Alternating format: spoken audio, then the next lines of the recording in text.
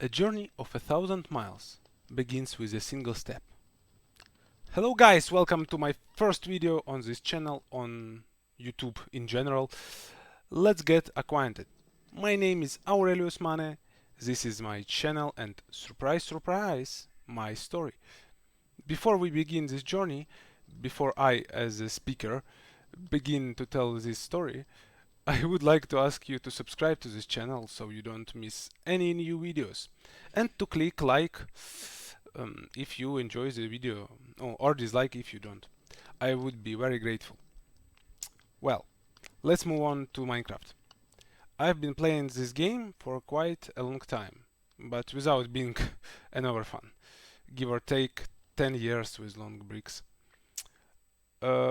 And in all that time I have never tried to do what you are about to see. A video about my Minecraft world. You probably have a question. Why now, Aurelius? Why did you decide to do this?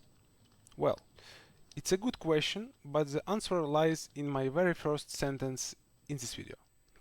The idea of making a video had been maturing in me for a long time, but something always got in the way. But one fine day, 19 on July 2025, to be exact, I finally realized that I didn't want to put it off any longer. Life is too short to keep putting things off until later, isn't it? So on that day, it was a Saturday, I finally sat down on a chair, turned on Minecraft, downloaded Litematic and Replay mode for a more convenient gaming process and video recording, and finally pressed that button. Start streaming. Yes, I spent my first hours in my Minecraft world streaming on Twitch. By the way, I'll write a link to my profile in the description of this video, so if you want, you can subscribe to me there. But keep in mind that I stream not only Minecraft, but also various other games from time to time. And yes, this time on that stream there was only one viewer. Me. Sad? Probably. But let's continue. I created a world and, like any decent player, chopped down my first tree. I created my first crafting table, my first tools, my first boat, and set off to find a place where I could settle down and build my first house. Do you think that, like any self-respecting person, I spent many hours looking for such a place? I'm going to disappoint you here and say that I didn't have to search for long. Whether we like it or not, Minecraft gameplay depends on villagers and, accordingly, the village where they live. These sharp-nosed geniuses of trade, if treated well, can provide you with everything you need for a comfortable survival. I'm sorry. Whether it's books that will strengthen your armor and tools, high quality tools themselves, or different blocks for construction, for your buildings. There are quite a lot of things and resources that can be obtained from them. So, I decided to stop at the first village I came across. Night was approaching, so I popped into the first building I saw and decided to spend the night there, and later to settle there temporarily. This building was a smithy, so I can officially and loudly declare that I am a blacksmith. Temporary. In a Minecraft village. Also temporary, by the way. As I was gathering various useful loot around the village, I thought that since I had chosen this place to live and would be here quite often, it would be a good idea to gather all the villagers and protect them from the attacks of zombies, skeletons, spiders, and creepers that would occur as soon as the sun set below the horizon. No sooner said than done. But while I was herding the villagers into their temporary home in a pit, they were joined by a horse, accidentally. Another question arose. What to do with the empty buildings that remained? Well, right there on the stream, I made sure that this question didn't bother me. I simply demolished all the buildings, leaving behind a clean and smooth plot of land. Yes, I was at the early stage of the game and somehow didn't have didn't have the opportunity to do any redesign. I apologize. By the way, while demolishing the village, I experienced my first death in this world. Somehow I looked into the eyes of a very disrespected creature who in return gave me a pass to the kingdom of Hades. However, this creature then got into Charon's boat and followed me.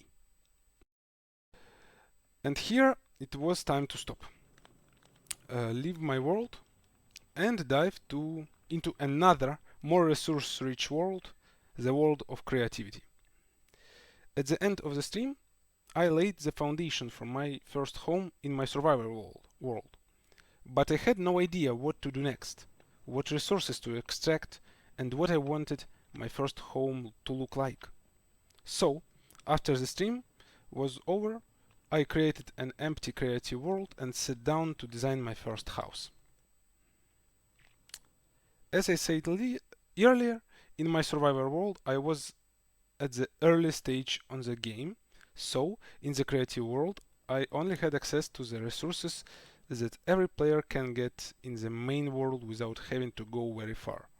Cobblestone, tuff, diorite, andesite, deep slate, and various types of trees. Oak, spruce, birch, cherry trees. It is impossible that a player will be able to build a building out of diamond blocks and netherite in the first hour of the game. So, in an hour, I sketched out a layout from my first home in this world, taking into account the realities of the survival world, the landscape of the island where I settled, and the foundation that I laid on the stream. The result is this building, which, surprise, surprise, I like. The interior is nothing special, or rather, there is no interior at all except for the basement, but that is a problem for the future Aurelius. Now that I have a model of the building, it's time to use the mod, the first mod, Litematica, and transfer it to my official world. Here I have to pause for a moment and explain something. Firstly, Litematica is a mode that allows you to transfer building block by block to other worlds. This mode does not give you extra blocks and does not transfer blocks from the world where the model was created along with the building. It only shows me where to place a specific block, but I have to obtain and bring all these blocks myself. Secondly, this mode has one very specific feature that divides Minecraft players into two camps. One side considers it's cheating, while the other accepts it is normal. I am referring to Easy Place mod. This feature allows the player to place blocks in their position automatically retrieving them from the player's inventory in a split second without the need to turn the body or aim at the correct angle of the block. You may have your own opinion about this feature, which is why I have to voice mine now, so that there are no unnecessary questions later. In my videos, I will use Easy Place mode in the block by block version. This will significantly reduce the time I spend creation videos, which will be good for both me and you, I think. Yes, this feature allows you to immediately move and place all the blocks you need from a single point, but I will not be using this option. I hope everything is clear. Well, the break is over. It's time to get back to building. Most of the resources I needed to build the structure were already in my forge after the village was demolished. I had to collect a little bit of deep slate, diorite, and granite, but all I had to do was dig a mine and descend to a height of minus 54. And here, at the end of the first chapter, I think it's time for me to finally shut up a little and let you take a look at the other mode I mentioned at the beginning, replay mode.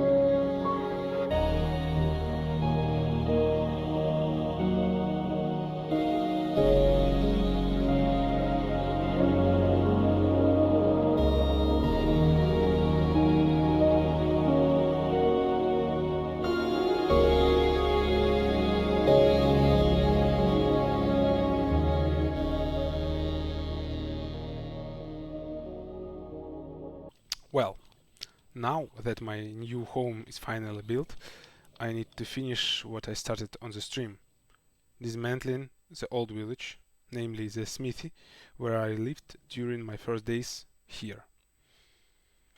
It didn't take much time, but it added some extra resources to my inventory, which I'm only too happy about.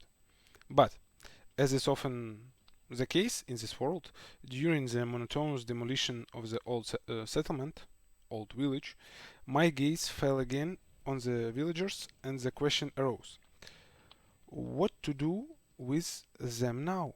Mind-provoking villagers. There are very many ideas, like mosquitoes in summer. Build a huge estate where many villagers with different traits could live. It's a good idea, but we are still in the early stages of the game, so we need something smaller that can fit into the series without stretching it out to 2 hours. Maybe a huge city with different types of buildings for each profession, since we have an entire island for this. Someday, maybe, but definitely not today. As a result of a constructive dialogue with myself, I decided to focus on 2 buildings that I would like to see in this video, apart from the first house.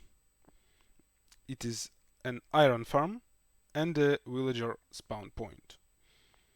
What building to build in the next episode is a problem for the future me.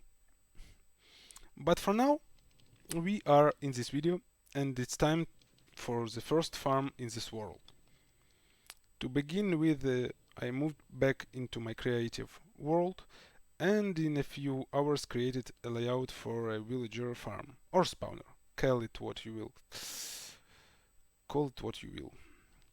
The result is a structure that looks like some kind of medieval bastion with elements of steampunk. I apologize, I'm not very familiar with the architectural terms, but for now, it's too early to transfer it to my main Minecraft world. So, After copying its layout into Litmatics and placing it in my main survival world, I rebuilt only the farm itself, freeing the villagers who had been sitting in a pit with a golden horse all this time. I didn't rebuild the bastion itself right away because I simply didn't have the resources to do this. This structure required 1,200 stones, not cobblestones, alone. Not to mention 1,000 stoof and 1,000 display. Was 1,000 display. How can you get this large amount of resources with stone tools?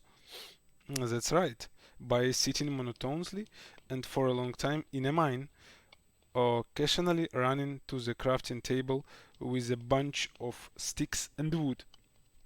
So, I sat there for a while and thought that since stone tools are too slow and break quickly, and I'm still a long way from diamond tools, it would be nice to get some iron tools. There were three options for obtaining iron. First, go to digging in the mine with stone tools, which again did not appeal to me. Second one, beat the iron golems that spawned in the pit with villagers with my own hands, risking getting hit on the head and dying a couple more times. And third one, build a farm using the villagers I already have. I think each of you would choose the third option, because this option is not only about the present, it is also about the future, when I will be trading with the villagers. So, after gathering some resources and watching a video on YouTube, I stopped on a farm from the Savage Gamer 10 channel. I will write the link in the description of this video so you can go and check out the original video. There are two types of iron farms in Minecraft. Those that use zombies and those that don't. Since I'm not particularly fond of the process of catching zombies and sealing them in a composter under a trapdoor, I choose the second one. This farm was a revelation for me because I didn't think that such a simple farm could produce a decent amount of iron without using zombies. However, in order for it to produce enough amount of iron, I had to build all four sections of the farm rather than just one.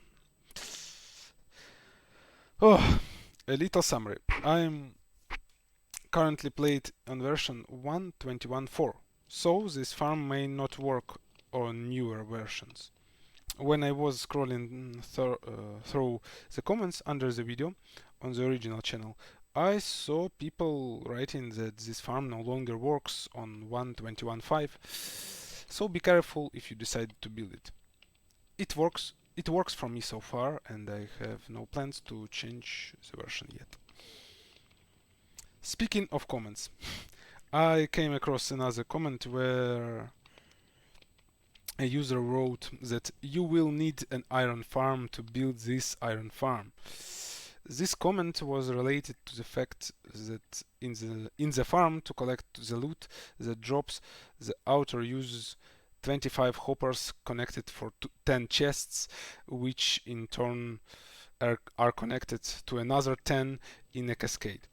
Well, that was a problem, as I didn't have that much iron. Only from time to time did the pit spawn an iron golem. But I didn't have to rack my brains for long, because while the farm was still yielding little from one section, I only needed one hopper to collect the loot. By replacing the other hoppers with blocks of dirt and placing water in the corner opposite the hopper, so that it would wash away all the golems and accordingly the resources into the hopper. The problem was solved. When the farm was already up and running, I replaced the blocks of dirt with hoppers. Now that iron was flowing smoothly into my inventory, I was able to return to the villagers' farm and finally start gathering resources to build the model I mentioned earlier. And now it's time for the second catchphrase. The eyes are afraid, but the hands do the work. When I first opened the list of resources and saw how much I needed, I was afraid that this video would be released a month after I started working on it.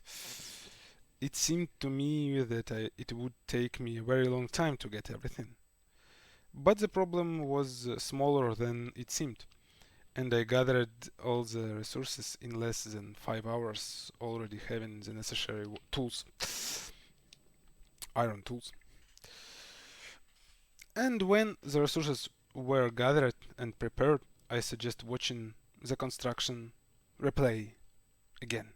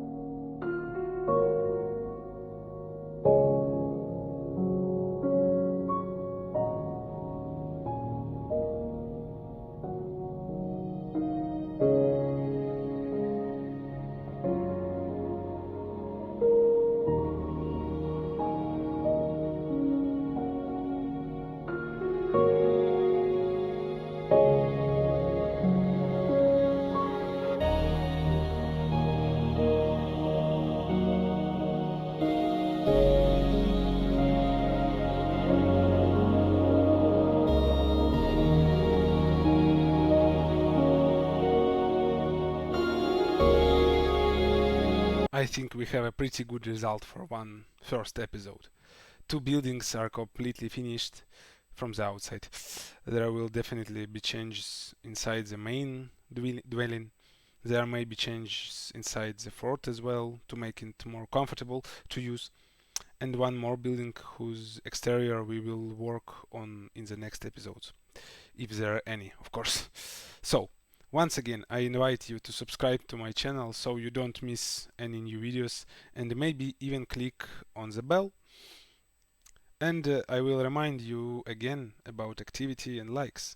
It would be great if you it would be great if you could click the thumbs up or thumbs down button. This will promote my content, and I will be very grateful to you for that. All the best and take care.